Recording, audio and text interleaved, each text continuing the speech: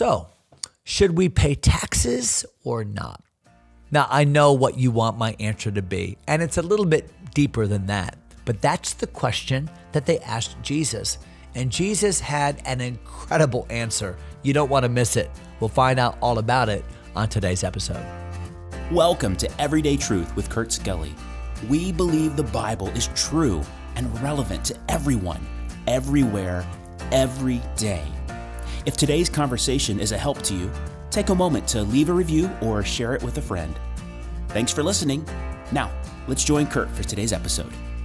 Hey friends, welcome back. Matthew chapter 22 today in our Bible, and we're in the last week of Jesus' life. Hard to believe, really wrap your mind around the fact that Jesus died at age 33. I have children that are older than age 33. It's really hard to wrap your mind around. And then to think that when you look at the 33 years of Jesus' life, really 30 of those years, we hardly know anything about. We know about his birth, obviously. We know briefly about his flight to Egypt as a toddler.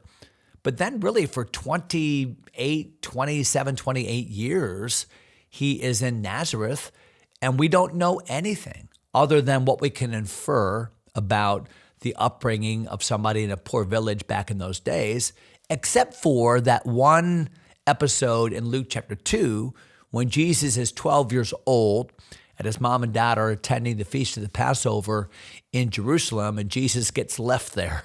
Remember that story? I preach a little message called Leaving Jesus Behind. Not original to me, but wow. We don't know much about the life of Jesus till age 30. And then Jesus inaugurates his ministry at age 30, and his public ministry is about 3 years long. But really, when you think about how many of the actual days of that public ministry are referenced in the Gospels, again, you have just a small subset of that time in Jesus' ministry. And we know quite a bit about the last week of his life, especially the last couple days of his life, because the Bible gives such emphasis to the crucifixion and to the resurrection, and well, it should. So here we are in the last week of Jesus' life. He has been preaching and teaching some parables. By and large, they have been rejected by the people that are hearing them, especially the religious leaders. Jesus is about to launch into an excoriating message against them and their hypocrisy, and we'll learn about that in a couple episodes as we get into chapter 23. But here we see a little snippet, a little maybe presage of that kind of opposition. So look at verse number 15. Then went the Pharisees and took counsel how they might entangle him in his talk. So the Pharisees were those known to be fastidious observers of the law.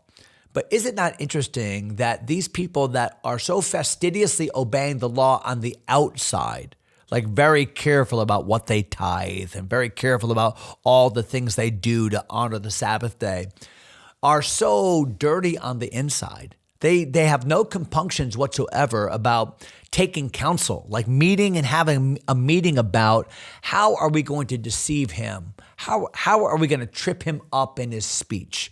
How are we going to make him look bad? Think about that.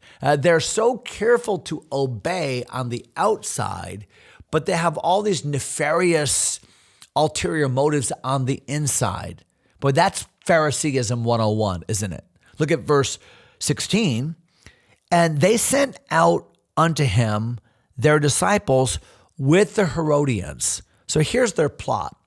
Their plot is that they're going to try to trip up Jesus about a political issue of the day that was highly charged. Now, understand that right on the brink of the Feast of Passover, there was a great messianic fervor in Israel anyway, as they thought about their redemption from Egypt. They're under Roman rule. And so what are the Pharisees doing? They're trying to foment discord in Jesus' ministry with Rome. Because Rome, if you were viewed as a dissident of Rome, if you were viewed as a rabble-rouser with Rome, especially at a feast time, that was it. You'd be arrested or summarily executed. And in essence, that is what happened. So here they are. They're trying to foment discord. And it's really interesting because they send out some of their disciples, some of their star students, no doubt, and they gather with another group of people. Did you see that? So there's the Pharisees. They're the religious sect. But then there are the Herodians. Now, who are the Herodians? The Herodians are a group of people that they're sympathetic to the Herods, like Herod the Great and his sons, Herod Philip, Herod Antipas. These are people that are okay with Roman rule. These are people that are okay with the fact that the Jews are basically a vassal kingdom under Rome. And typically, the Pharisees and the Herodians would not have anything to do with each other. I mean, their respective theologies are in many ways diametrically opposed to each other. I mean, the Herodians are more go along with Rome. The Pharisees really resent Rome and would much rather have an independent Jewish state. So, but they're together here. The Herodians and the Pharisees together unite to go trip up Jesus. Isn't it amazing that when people have a common enemy, all of a sudden they become friends? That's what's happening here. The Herodians and the Pharisees, their common enemy is Jesus. So they gather together and they've got a plan. So what is their plan? Well, look at verse 16. So they sent out unto their disciples with the Herodians, saying, Master. So look at that feigned respect, Master, Teacher. We know that thou art true. Well, first of all, that's a lie. We know from their plan that they don't think he's true, that they're trying to trip him up. But they're flattering, aren't they? Beware of what people say that they don't mean. So, Master, they don't mean that. We know that thou art true. They don't mean that. And teach us the way of God in truth. They don't mean that. Boy, they're laying it on thick, aren't they? For thou regardest not the person of men. So they're setting him up. They're saying, well, here's what we know about you. You are a truth teller. And above all things, you prize truth and you stand with God, and you would never, ever just be a people pleaser. No, you're going to tell the truth no matter if it hurts you, no matter if it makes you unpopular. We know. Now, is that true? It is true. Jesus certainly does not regard anybody's person. He is not a people pleaser. He certainly is the truth and speaks the truth and will please God. But they're saying all these things as a setup because they're going to put him between the rock and a hard place, and they want him to say some things that he believes are true that will alienate him with the crowd that's around him. So they think that they have the upper hand. But when you argue with Jesus, when you try to trip up Jesus, you really never have the upper hand, do you? So watch their strategy here in verse number 17. Tell us, therefore, based upon the fact that you're this truth teller, based upon the fact that you are not a respecter of persons. So tell us, therefore, what thinkest thou? Is it lawful to give tribute unto Caesar or not? Hey, should we be paying taxes to Rome or not? Now, the Herodians, that we know their position. Their position would be, yes, we are faithful Roman citizens or at least faithful Roman subjects, and we ought to be paying taxes. And the Pharisees, as a group, would probably side on, no, we really shouldn't be paying taxes.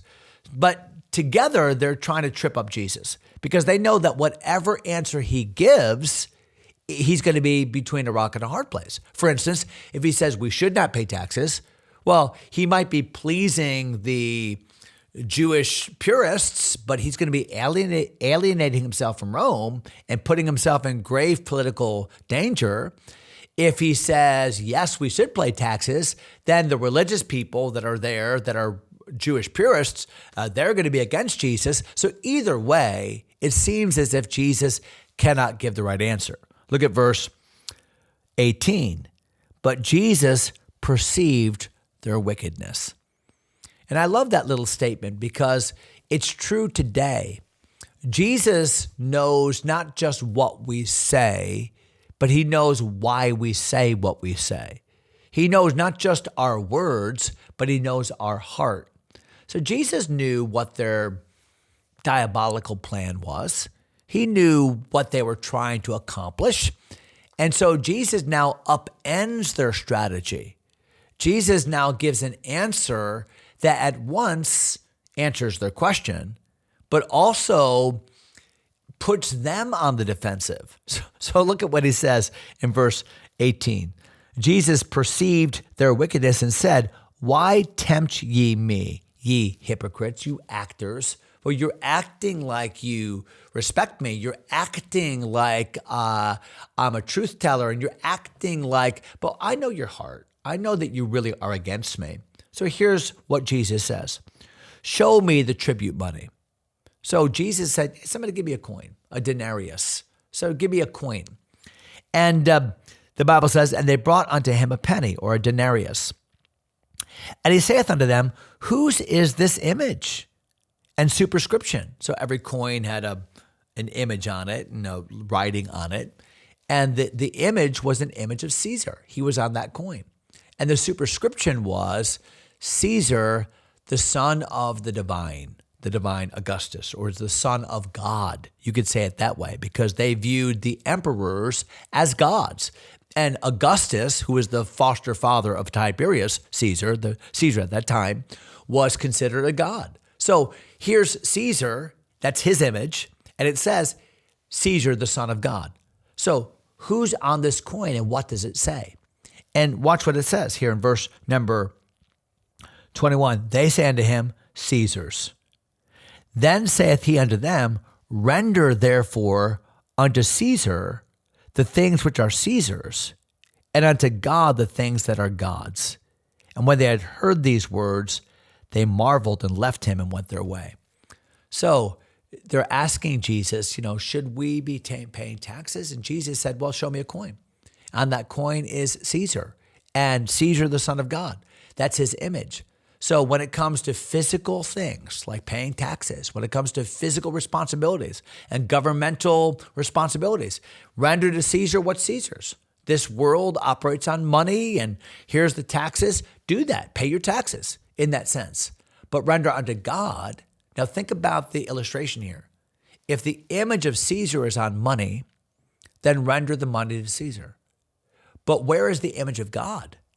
The image of God is on our body, is on our life. We are created in the image of God. It is his superscription. He owns us. It is he that hath made us, and not we ourselves. Psalm 100 teaches us. So what is Jesus saying? Jesus is saying, yeah, taxes belong to Caesar, but your life belongs to God, and give it to him. And just as Caesar is the image of their God, so Jesus is the image of the God. And so we render unto our God what he has stamped on our life, and that is his image. Wow. Jesus just masterfully found a way to upend their question and make his greater point that we must submit to God and to God's messenger here, the very Son of God, God the Son. So great story here and great teaching that we owe our lives to God, and God has revealed himself in the person of Jesus Christ. We'll end there in verse number 22 and then pick it up again in verse 23 next episode. Until then, God bless you, my friends.